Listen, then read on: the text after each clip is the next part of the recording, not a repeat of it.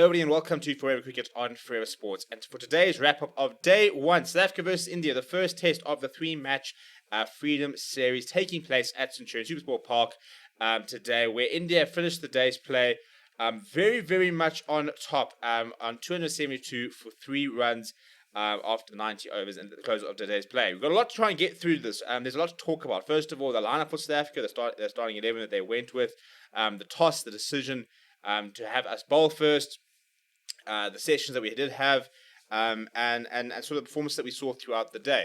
And I think the first thing we need to start with is that it is very early to be pressing the panic buttons. It's very early to be despairing when we have played 3 out of 45 sessions of the series. We have got another 12 sessions left in the test match. Another 4 days left in the test match.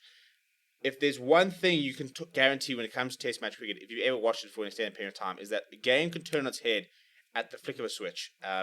And whilst, India are very much in the driving seat and South Africa needs to get a lot better, it's far too early to be writing the South Africans off when, one good spell, one good couple of sort of hour period can change a game very quickly. Whether South Africa have the ability to be able to do that remains to be seen. But I also think that we're panicking far too early on a game which is undeveloped. There are ominous signs, certainly. We're going to talk about the selection as well.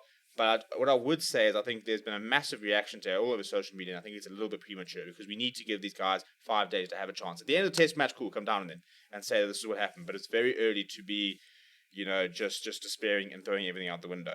But before we sort of break everything down, please do smash like on the video and subscribe to the channel as well. Now, the first news of the day. The first curveball was no Dwayne Olivier selected for South Africa. Instead, and I mean that very, very importantly, instead, South Africa opting to go with a debut for 21-year-old Marco Jansen, who was one of the best players during the recent South Africa A versus India A series down in Bloemfontein. Now, first of all, I personally as well would have played Dwayne Olivier today. But Dwayne Olivier was not being kept out the side by Lungi Ngidi, which is what pretty much the biggest reaction on social media is. Everybody keep talking about, the selection policy doesn't allow Dwayne Olivier to play, implying that, the transformation targets are the reason that Dwayne Olivier is not playing. That's not the case. They have literally chosen Marco Jansen over Dwayne Olivier, as opposed to the conversation. I can tell you right now, the selection committee did not sit down and say, right, we're going to play Marco Jansen. That's a given. Now, do we play Lungi Ngidi or do we play Dwayne Olivier? The selection committee would have been, are we playing Marco Jansen or are we playing Dwayne Olivier? With Anand Nokia out, they needed to replace him. There's already a spot in the side. So, I think people sort of saying there, implying that Lungi Ngidi is keeping somebody out of the spot, is creating an narrative where it doesn't exist.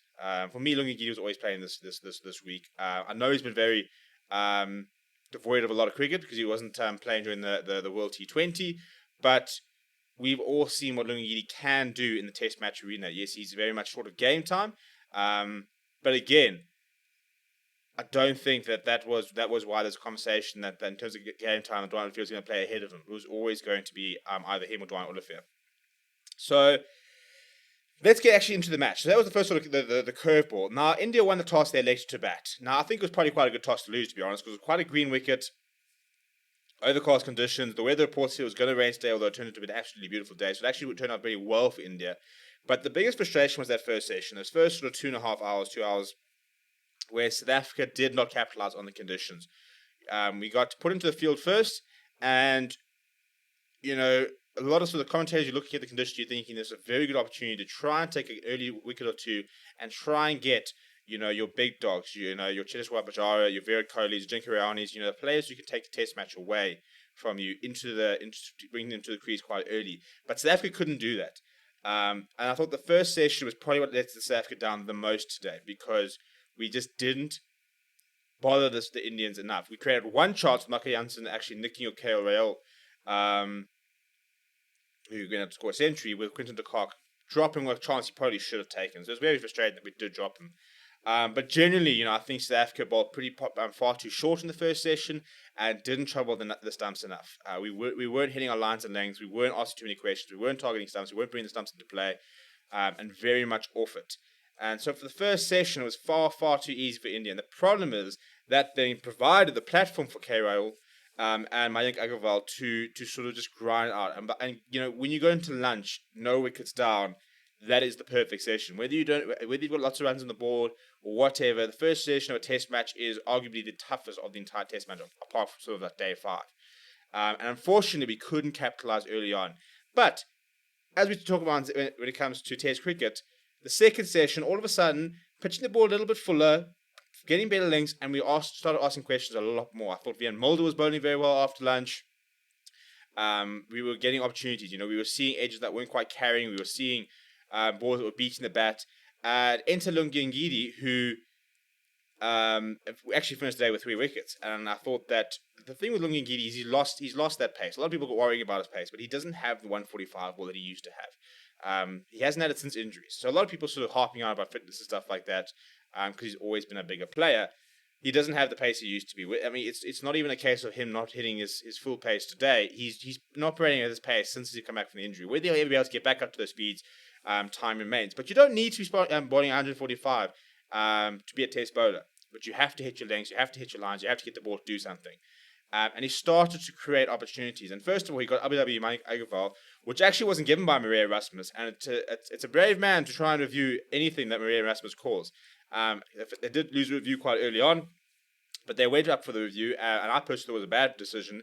But it actually went on to be hitting the stumps. And finally, the breakthrough came at 117 for 1. So at 117 for 1, you're thinking it's a perfect opening partnership.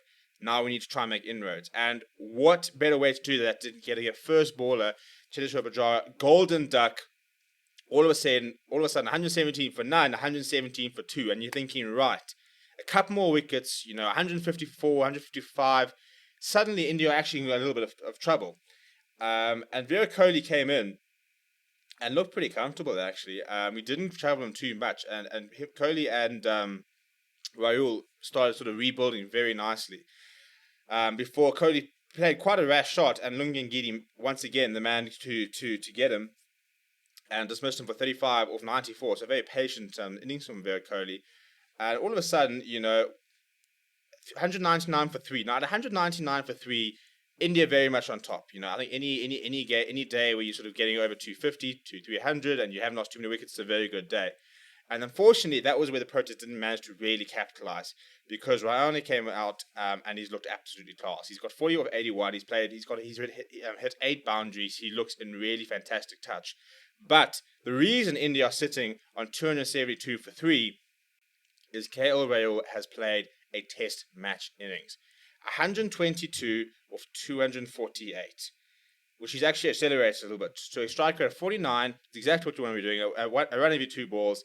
He's had 17 boundaries, 1-6. He wasn't afraid to play shots, but the problem is after being dropped by Quinton de Kock, he was allowed to settle.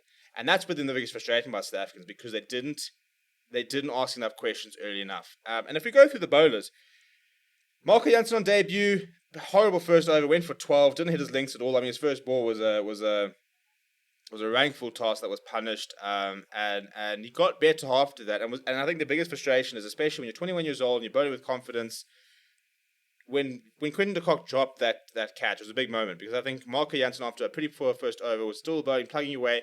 And if you get that wicket, confidence can do a strange thing to very young players. You can sort of ride with it. But unfortunately, that wicket didn't quite happen, and I think it did influence him. Now, he bowled 17 overs, 4 for 61, economy of 3.58. He was the most expensive bowler of the day.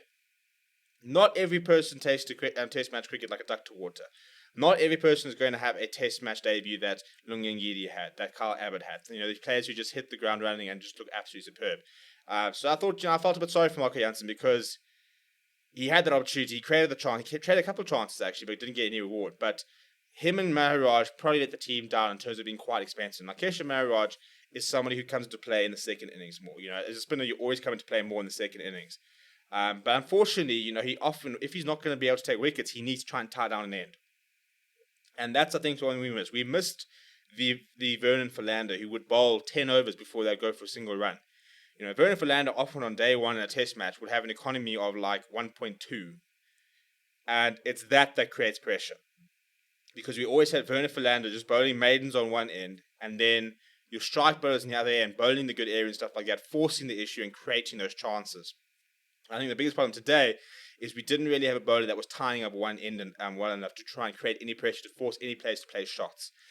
Because when they did get a little pressure, I mean, Virat Kohli's wicket came after 8 dot balls. Couldn't score. Flash one a bit wide, boom, caught it first slip.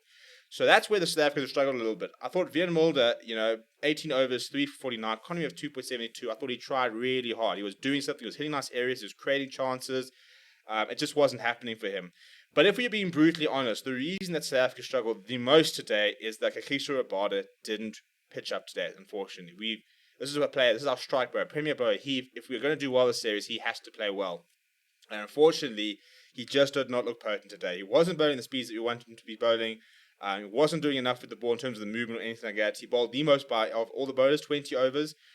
He went for 51, so 2.5. It wasn't particularly expensive. 5 maidens as well, but he just wasn't asking enough. He looked in all sorts. I mean, he bowled 7 no balls today, which is ridiculous. You can't be bowling 7 no balls at this level.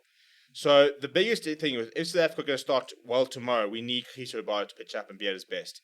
Lungi Ngidi bowled 17 overs. For a lot of people worrying about his fitness, he bowled as many overs as anybody else. Mark Jansen bowled 17, Vian Mulder bowled 18, Keshav Maharaj bowled 18, and he took 3 wickets for 45, economy of 2.64. So, best bowler by a mile. And I think that this is what I'm saying. I've got no issue with him being the test side. I don't understand why people are asking for him to be dropped. His test stats are still really impressive, despite not having played as much test match cricket as he would like. This is just his 12th game in Test match cricket. He's got 35 wickets. He's got a 6-4 against India. His average is 22.6. He's got everything he needs to be a good Test match bowler. He just needs to start playing. And unfortunately, we didn't manage to get him to the 4-day series to get him playing, which would have been nice. But he looked good today. So India very much on top. I mean, Rahul sitting on 122 of 248. A very impressive Jinky Rawan on the other side on 40 runs. This partnership needs to be broken very early tomorrow. We've got a ball that's only about, it's 10.3, no, I think it's 9.3 overs old. We need to try and make a breakthrough early in the morning. Agarwal thought batted quite well for 60 of 123. Pujara obviously getting a first baller, and Kohli was pretty decent in sort of restabilising. But the biggest thing is the Indian OPs have laid a platform, and that's what South Africa needs to do when they bat. Now, if South Africa are to be in this test match, they need to try and bowl India out within pretty much the next 100 runs, to be perfectly honest. A first inning score of 400 puts South Africa very much in the back foot and suddenly you start playing for a draw. Now, things can turn very, very quickly. You take 2 wickets early on and you suddenly got the all-rounders in. Ravi Ashwin is a very good batsman. Charles Takur is a very good batsman, but you've got to get these all-rounders in quite quickly and then have a go at them. And that's where I think something like Vian Mulder becomes quite important, because he's usually had a knack for taking tail-enders. So when you start getting to the Shamis, the Bumras, the Sirajas, we've got to try and take wickets early, because if we allow these 2 players to continue batting the way they are, so that's going to be chasing a first innings total of over 400. And that becomes a very daunting task. So by no means are South Africa out of this game completely, but it all comes down to starting very, very well in day 2. And the bowlers need to hit the straps they were hitting in the second session from the get-go, and they can't afford for India to settle. Rahul has to start again tomorrow. Conditions will be different. You've got to try and put today behind you, go and start fresh tomorrow, and start getting through this Indian batting lineup. But let me know what you thought of the match and the day down below. Please do smash like on the video and subscribe to the channel as well. Thank you very much for watching. My name is Steven, and I'll chat to you soon.